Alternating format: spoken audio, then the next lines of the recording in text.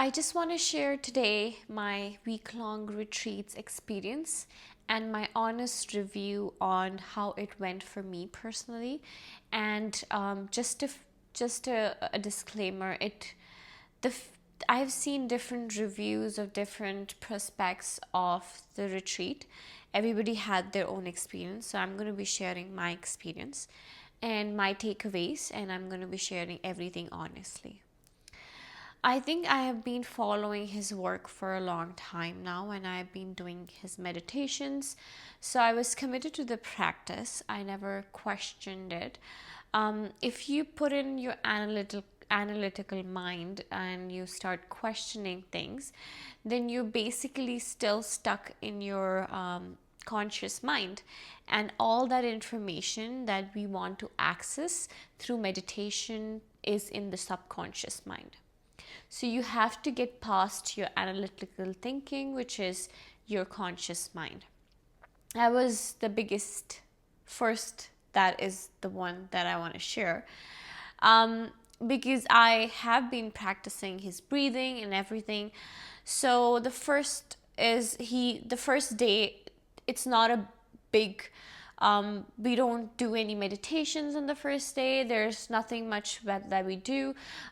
It starts in the evening, and then we go through the basic concepts of meditation, with the information on pineal gland, that is your third eye, then your brain waves, your energy chakras in your bodies, and how with meditation you're trying to access your subconscious mind, how you're trying to do various things with meditation, and are you committed to the practice or not.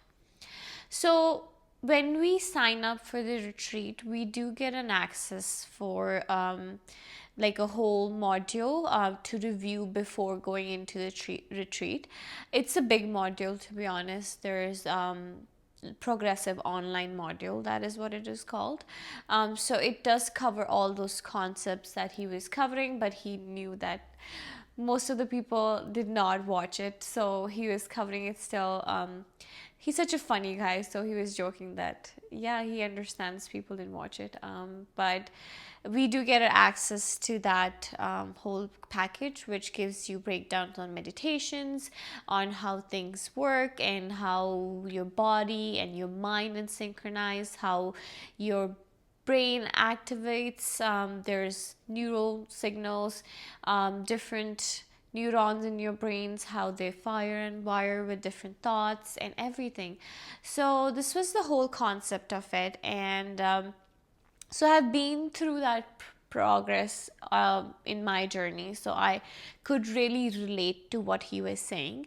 So my understanding is, either if you're planning to go in with either knowing nothing and just surrendering in the moment, or either knowing everything and then just surrendering to the work.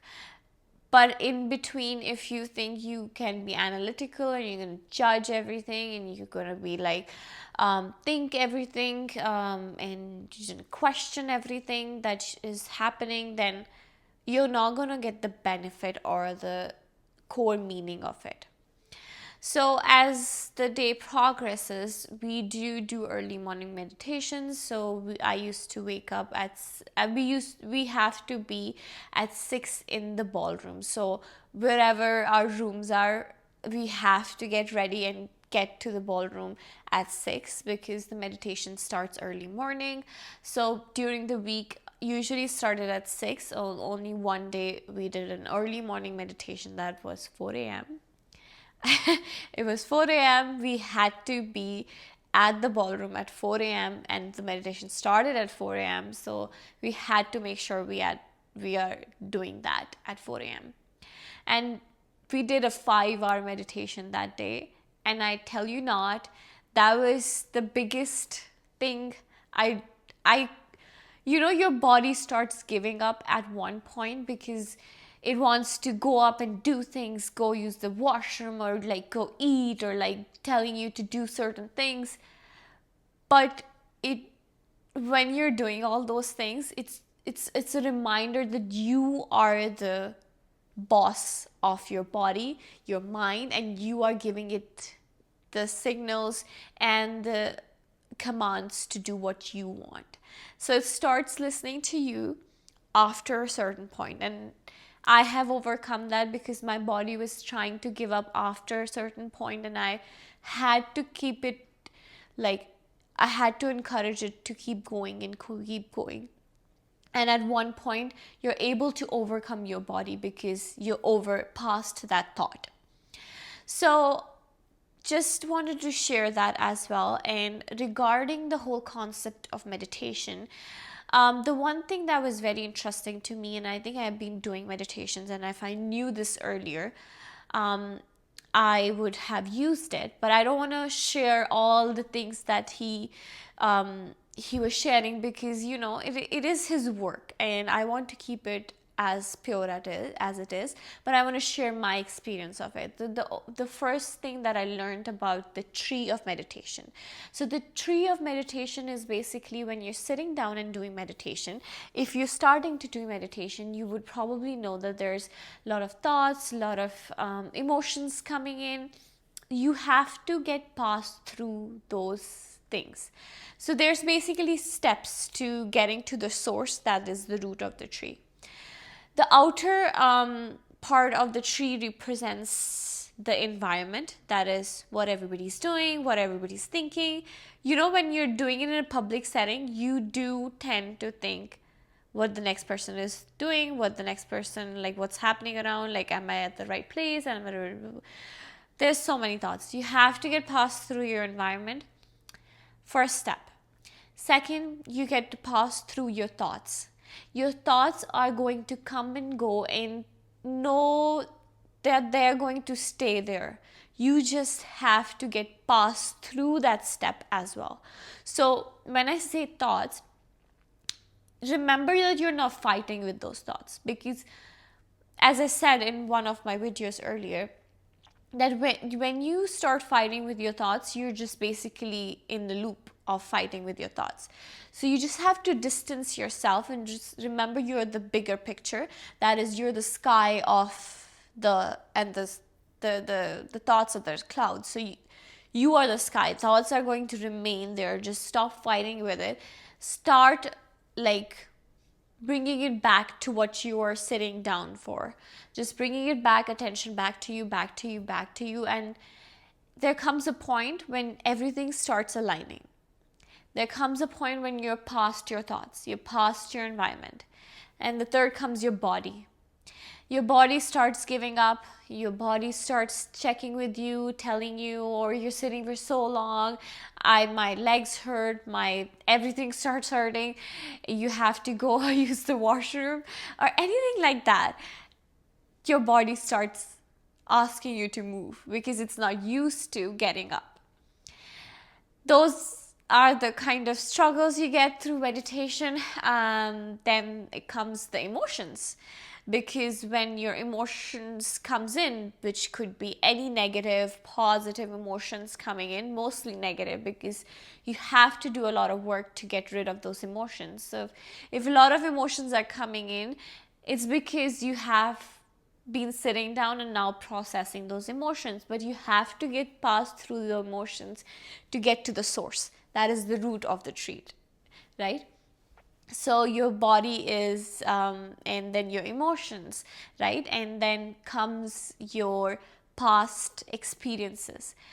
In your meditation, you start remembering all the past experiences, your childhood experiences, your high school, or any experiences that you went through. You start to remembering all the experiences which you never even remembered for so many years.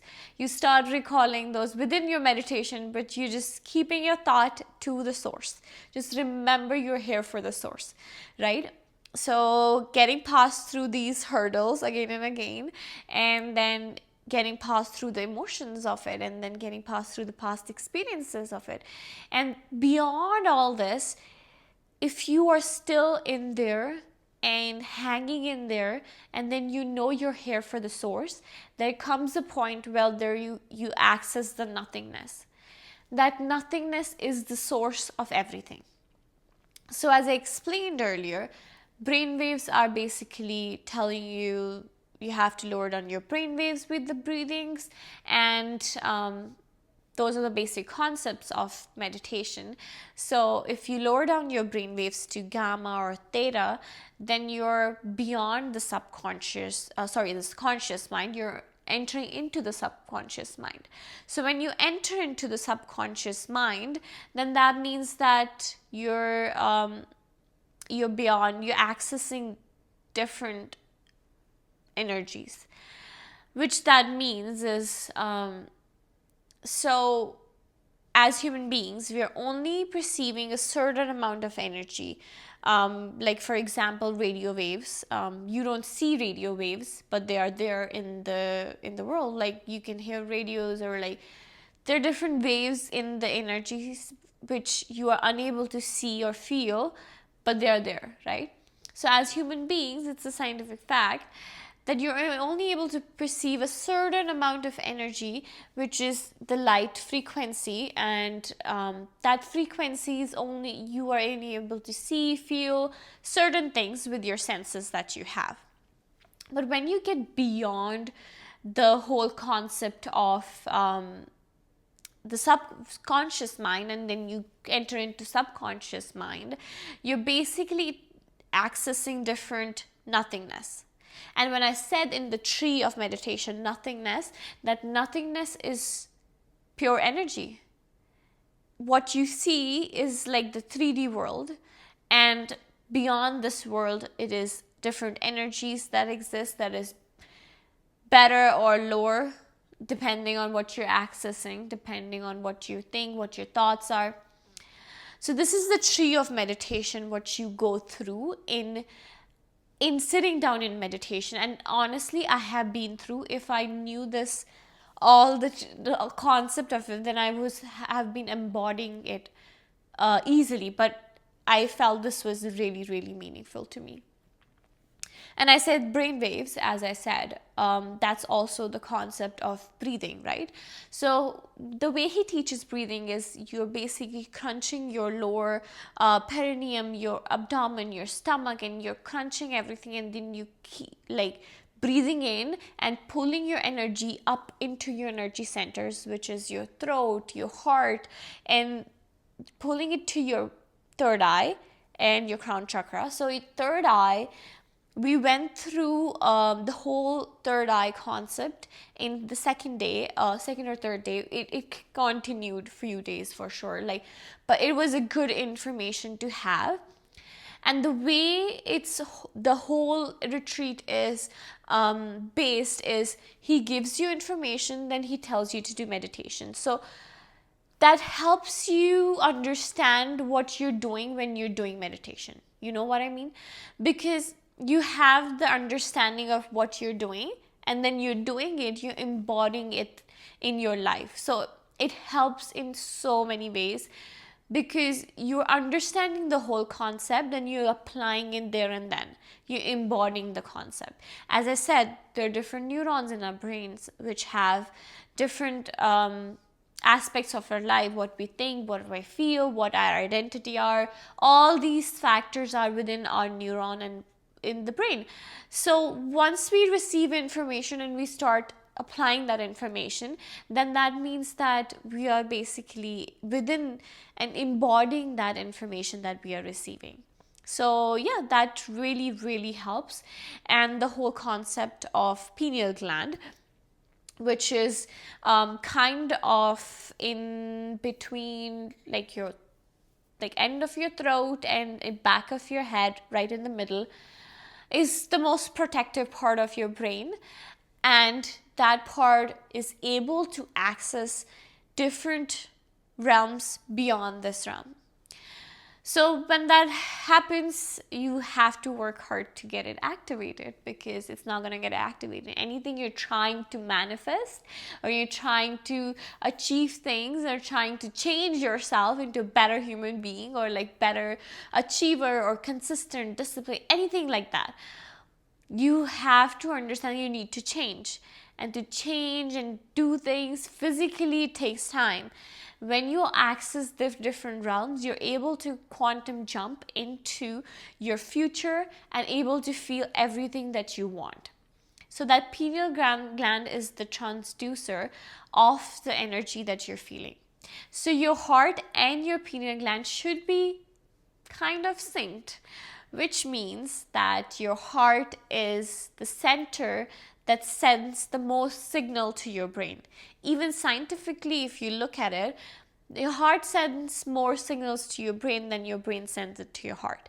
So remember about emotions. Remember about things that you might be holding on to yourself. Things you might feel is you're holding on your grudges, or like having enemies and thinking bad about some people, not caring about like those things, getting beyond those things, meaning that you're getting beyond those emotions, opening up your heart.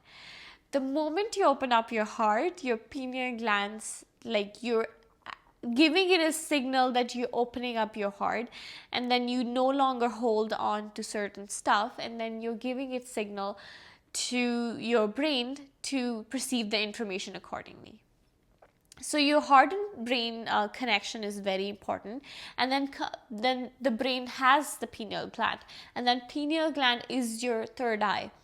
When it gets activated during the breathing, you are basically knocked out. It happened with me. It happened with so many people. There were so many people who actually started to shouting.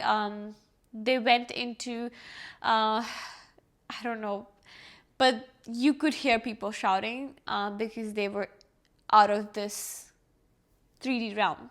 So they were able to access the different energies, and they were able to get the negative energy out of their body by shouting, or like they were able to, like, they were shaking like as if they're getting an attack, like, you know, a proper attack. But that's because their body is getting used to it, right? Because they're not used to it, and the years of trauma or anything that you're holding on to just gets stuck in your body.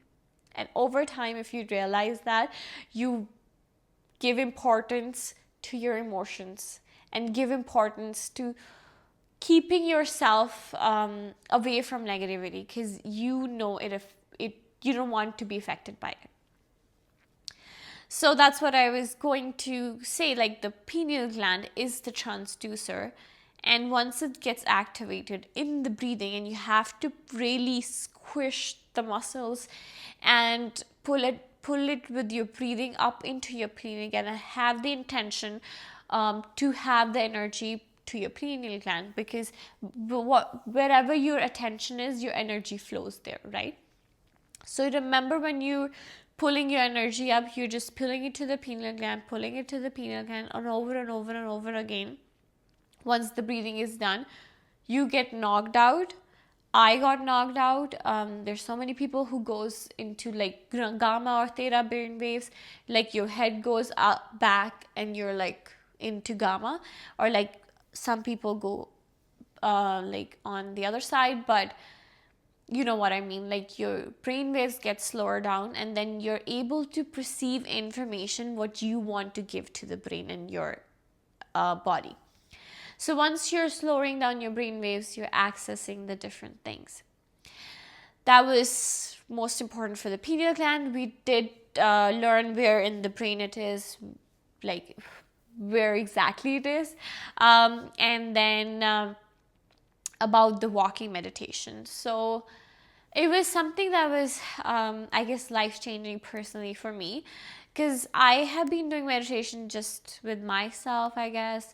There weren't people around or anything like that. I've just been doing meditation as my own practice. And when I was doing it with so many people, and then we walked it into a walking meditation early in the morning before the sunrise, it was just so beautiful. I just captured one picture, but I also wanted to be in the moment, so I disconnected a lot from my phone and everything. But in that moment, when you close your eyes, you have your headphones and you start walking, and you've been guided to do that, it changed a lot of things within me. That was my personal hit point. From that, I think we did it in a third day. So that walking meditation changed my perspective of how I see myself, or like how much pressure, or like what do I do, like how much pressure do I put on myself, and all those things. And I started walking and just letting it go. And I cried so much, not with like sorrow or anything like that. It was just release of so many emotions that the tears just kept on rolling through my eyes. And after that whole day, I just kept on smiling, and just like I was in a mood, like I was just smiling at strangers. I was like, I don't care, like I am just living my life, because I'm like, I am here to live my life. Why do I, like, I don't care about anything else. And I just kept on smiling and just kept on living my day. And it continued for the other days and today as well. Or like, I just want to practice it more for walking meditation. If you want to do it, I would say highly recommend, just look at a website, and do it. Like it is life changing, because the whole concept is when you're closing your eyes and you're doing it with yourself, um, like within a room, then you're able to embody or do different things, or like feel different things and feel good about everything. But when you walk into your life and then you start seeing different things with work, or like life, or like going into different places, you forget those things because you're not embodying it in your body. So with walking meditation, you're actually able to embody the whole concept of feeling those emotions that make you who you are in the moment. So yeah, that just made me happy. um, so that was the first day of my like walking meditation. And then after the day, we did like 3 meditations during the day, and we learned about the concept of opening up our heart and healing. That was also another concept that we learned. Healing was really important and emotional, I think, for most of the people, because there was so many people who needed healing, and we were the healers for them. There were some people within the group who signed up for healing, because they have different conditions in their bodies that they wanted to heal. And during his there are people who get healed during doing meditations and just getting so much love, because the whole concept of healing is opening up your heart, like giving love to somebody, just not doing it for yourself, just doing it for somebody you don't even know their name, you don't even know where they come from, but just doing it just because you want to heal that person, and just opening up your heart. It's a different feeling. It's it's a different feeling beyond the selfishness of this world, beyond everything. You just feel so loving towards a stranger, and you want them to heal. And there were so many people with terminal illnesses that were healed during the sessions. And there are people who, we saw videos of people who actually healed their terminal illnesses, and but during the sessions as well, and so their life changed. And then we go into the healing session, because we get information, and then we go into the healing session, opening up your heart. And we so many people cried in that, because they open up their heart, and then you can hear people shouting, because there's so many emotions that it just outbursts. You cannot even control, just to not just let it go, because they have to shout out to let the emotion go from their body.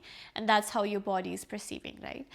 So yeah, that was the healing sessions. We did get some people from the community outside that were abused as children. We got some children as healings, and there were some elderly people, there were people within the community that we had. So yeah, so that was the experience with healing. It was very emotional, I guess. It was opening up your heart, and it changes you, the way you look at life. And then having hate for people and just reacting to them is not as important as you thought it was, because you open up your heart, right? And then you don't care about reacting to other people because you care about the love more. So as it said, you know, love is bigger than hate. It is true, right? When you open up your heart, you feel so much love, so much love. And yet I know there's more love. So just a quick insight, that was when during healing sessions, because everybody's opening up their heart and they have this high energy within the ballroom, and that high energy is creating and high levels of emotions and high levels of energy within the ballroom, right? So within that opening up our heart, some people were able to even access realms of different beings. So they saw different beings and who were helping with the healings of the individuals that needed healing. So yeah, that those beings that they were talking about is basically they have a different level of frequency than us, so we are unable to see them, and they can only come when there's a certain amount of love. And when the ballroom is filled with love, because we're trying to heal somebody, they're able to access that. And when these beings come in and they start like helping people, and some people within the healing session saw them and how they helped them to heal themselves, that was just out of this world. It alters you, right? It alters the whole concept of life. You don't care about the small things anymore. You're like, life is so much bigger than you thought it was, right? So yeah, those beings were from this different world. They wasn't from the realm that we see. But they're only able to come down when there's a certain amount of love. So they have energy of love, which is healing, and they're able to only access. I don't know. I just I know that there's more to life than what we see, and that concept just was real, right? And yeah, that was the healing sessions. We mostly did the healing session towards the end, like 4, 5, and 6, 7 days towards the end. And we did walking meditations. We did an evening walking meditation, then we did a morning walking meditation as well. So we continued the practice. Usually it was like 3 times a day, and we were all into it. And I love the fact that, you know, people don't realize how much time and energy goes into just being with themselves and just being just loving themselves, because it is far beyond this. And if you've been doing Dr. Joe's work, I just feel like he's on a mission. He understands the whole concept of how it is important to change ourselves, because the most important concept of whole thing was that you need to change as an individual. You need to let go of the emotions, negativity within inside you, the whole like drama, or like your identity thinking that why bad things happen to you or anything like that. It just keeps happening because you have an identity of those things. You need to make a decision to change. And only you can make that decision. Nobody else can make that decision for you, because I have done that for myself, and I kid you not, it's not easy, but it is doable for sure. And once you make a decision that you want to change, then you know that nothing can can stop you. So that's doable. Like, you need to change in order to access the different side of yourself, which is loving, caring, and then you attract things based on that. Because if you are in negative emotion, then you're attracting based on that. So we also learned about emotions. It was a big concept. So when it comes to emotions, right, everybody has emotions. Nothing out of ordinary. Everybody has emotions. But With meditation, you're trying to pause and regulate those emotions, and you are telling yourself, like, what emotions would I be thinking or doing or feeling.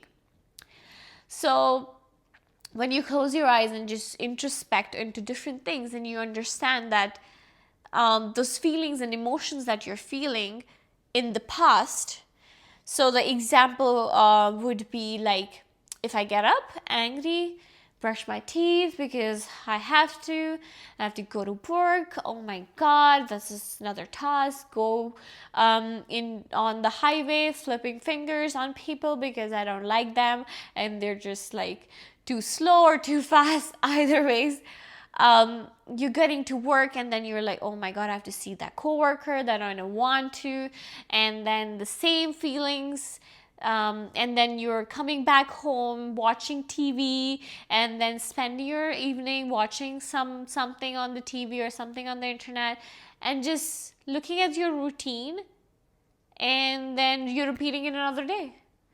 So look at those emotions, and then you're taking those emotions in your life, and you're just copy pasting it to another day. So what did you create that day? You created nothing. You actually created nothing for your life, because you just took the concept, took your life as it is, and then you copy pasted into another day, and then you want your life to change, and you want those opportunities, you want to be abundant, you want to feel the feelings, you want to live your dream life, but you're doing nothing to achieve that dream life, like nothing at all. Yeah, that was I'm just passionate about that story. Yeah, so you did nothing to do that.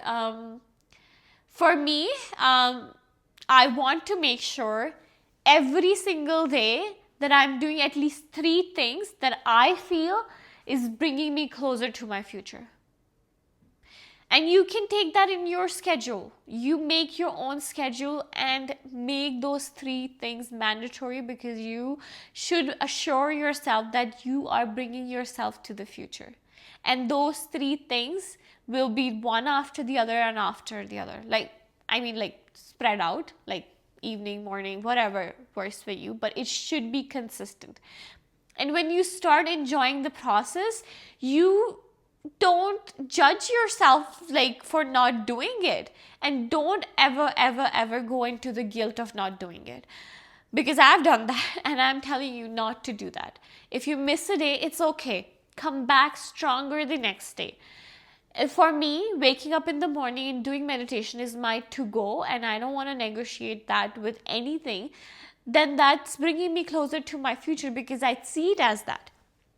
I don't see it as that I'm just doing it for, oh my God, I just have to get up and do this.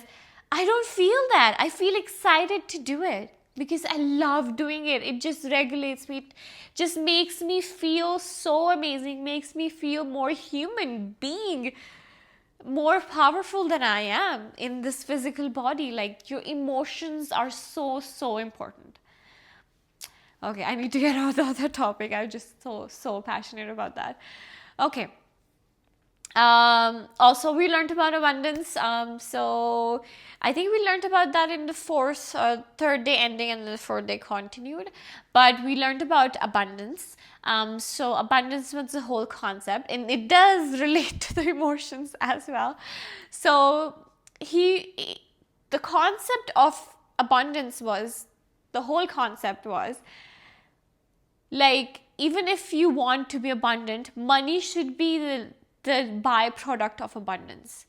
Abundance means you should have your freedom, you should have health, your wealth, your status, whatever you feel like, your living style or your joy of life, the love with life, and then enjoying every moment in life. That is actual abundance. Like, an abundant person shouldn't be thinking about money, because money is the byproduct. So abundance concept, I really like the fact that he kept on saying that you don't need money, you need opportunities. So you need to recognize there's a difference between I want money or I want opportunities that align with me. For me, I want opportunities that align with my future, my vision, myself.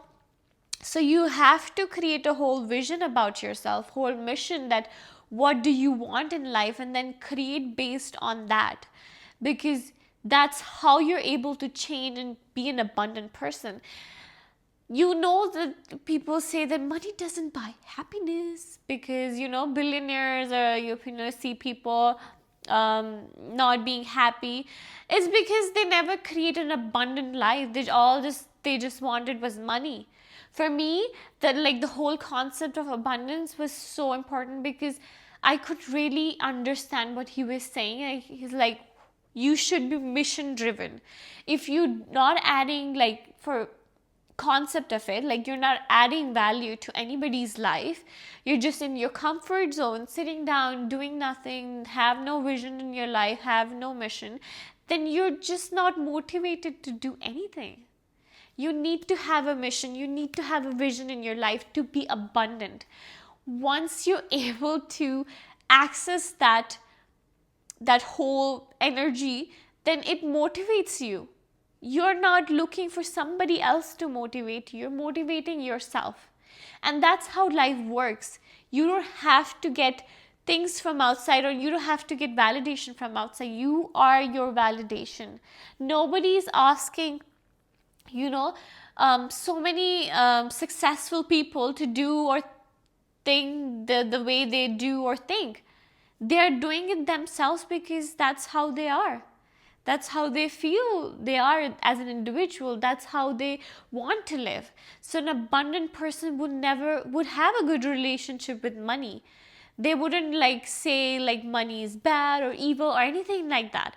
They will have a good relationship with their family. They want to spend time with their family. It is so important. How much time do we have in this world? We don't know. So spending time with your family, having the freedom to create, having money as a byproduct, like having that abundance and freedom is so important. And then having the love with life and the joy, happiness that we are here for. That should be what abundance looks like. And then when we are mission driven, as we learned in the retreat, if we are mission driven, then it's an excitement. It's an excitement that we get up with. Then we are like, okay, we have to get this done today, or we have to make sure that we are doing and taking these steps. It's mission driven. You're not getting pushed by anybody. You're just pushing yourself. So that's how it should be, exactly, right? You shouldn't be pushing yourself. You should just, it should be easy, right? It shouldn't be like somebody else is pushing you.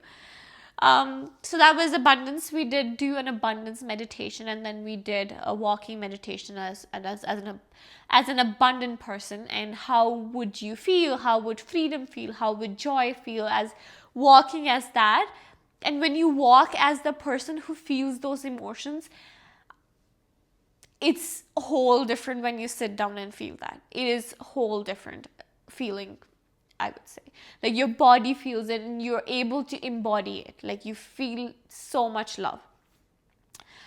So yeah, we learned about abundance as well. And also our body, just before I wrap this up, I think it's much longer than I anticipated. But our body, once we're doing meditation as well, and we're pulling our energy from the lower energy centers up into our higher energy centers, we also embody, like, our bodies are like magnet. So if you think of it, and when you surround yourself with negative people, you become negative.